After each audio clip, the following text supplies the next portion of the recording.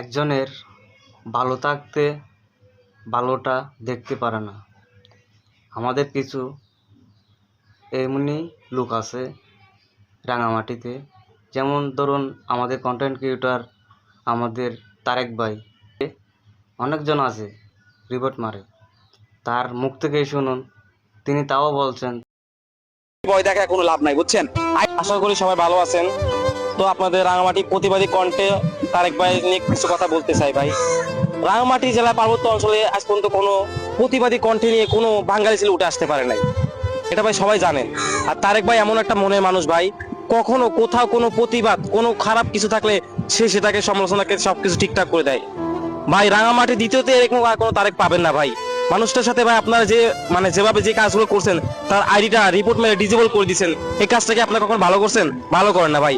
একটা কথা আছে ভাই, কারো ভালো কেউ চায় না, তো আপনারা সেই কাজটাই করছেন ভাই। মানুষটা কি অপরাধ করছিল ভাই? মানুষটা তো ভাই প্রতিবাদে খাইছে, যেটা যেটা অন্যায় সেটা প্রতিবাদ করছে, কিন্তু আপনারা যে কাজটা কিন্তু ভাই ভালো করেন না।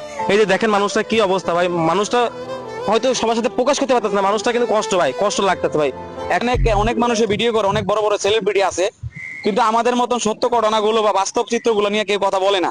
বা কোনো একটা মানুষ নিখোঁজ হয়ে গেছে, গুম হয়ে গেছে, ও দর্শন হয়ে গেছে, অপরাধ করছে, এই বিষয়গুলো নিয়ে কেউ কথা বলে না। পার্বত্য অঞ্চলে যদি দেখাইতে পারেন তাহলে আমি কন্টেন্ট ক্রিয়েশন আমার আইডি তাকে দিয়ে দিব। এই বিষয়গুলো নিয়ে কেউ কথা বলার সাহস করে না। আমি বলছি কারণ আমার থেকে এই সত্য কথা বলার জন্য আমাকে একটা বিষয়, একটা বড় ধরনের একটা ঘটনা ঘটলে কমে 100 জন মানুষ আমাকে রিকোয়েস্ট করে এই বিষয়টা নিয়ে কথা বলার জন্য। ভাই না বলে পারি না, বুঝছেন, এগুলো বলতে হয়। তা আমার মূলত কন্টেন্ট হয়েছে প্রতিবাদীমূলক সত্য ঘটনাগুলো আমি তুলে ধরার চেষ্টা করি। তো এই জন্য কিছু মানুষ আমার পিছনে লাগছে, আমাকে বিভিন্ন মোবাইল থেকে ঠেট দিয়ে ফোনও দেওয়া হয়েছে, ঠেট দিছে আমাকে, এই সেই বিভিন্ন কথা বলে আমাকে ঠেট দিছে। ঠেট দেওয়ার পর একাধিক মোবাইল থেকে আমার আইডিতে রিপোর্ট আসছে, রিপোর্ট আসার পর আমার আইডিটা চলে গেছে। তো এর আগে একবার গেছে, কিন্তু এতটা এফেক্ট আসে নাই, কিন্তু এখন ডাইরেক্ট ডিসেবল করে দিয়েছে, সাসপেন্ড করে দিয়েছে। সাসপেন্ড করার মেইন কারণ হয়েছে আমি একটা ভিডিও পোস্ট করছিলাম আমার ধর্মীয় প্রতিবাদ জানানোর জন্য। ওই ভিডিওটাতে প্রায় 1 মিলিয়নের পার হয়েছে, 1.1 মিলিয়ন ভিডিওটা ভিউ হিট করছে।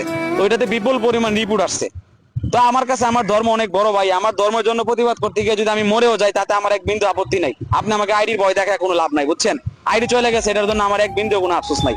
আপনি ওই যে আমার ধর্মের জন্য আমি শহীদ হয়ে যাবো, আমি তো বলেই দিছি, ওটার জন্য আমার কোনো ইয়া না। আপনার কাছে আপনার ধর্ম অনেক বড়, আপনার ধর্মের প্রতিবাদ আপনি করতে গেলে যদি আপনার কোনো বড় ধরনের ক্ষতি হয়ে যায়, তার জন্য আপনি নীতিতে আপনি বুক পেতে দিবেন, এটা স্বাভাবিক। তো আমি ওইটা স্বাভাবিকভাবে নিচ্ছি আর কি। সমস্যা নাই, যারা আমার পিছনে লাগছিল, যারা আমার ভিডিও নিতে পারতেছে না, যাদের ঘুম হয় না, তাদের জন্য সুখবর, তাদের জন্য এটা অটলি অনেক ভালো একটা সুখবর। এতটুকু, আর কিছু বলার নেই আমার। অনেক কিছু বলতে গেলে অনেক কথা বলা যাবে, কিন্তু বলতে চাচ্ছি না।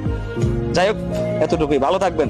যারা আমার প্রতি নারাজ, যারা আমাকে নিয়ে রিপোর্ট গুলা মারছেন, হিংসা করতেছেন, আমি দোয়া করি আল্লাহ যেন তাদেরকে ভালো রাখে, সুস্থ রাখে, তাদের মনের আশা পূরণ করে দেয় আল্লাহ। এতটুকুই।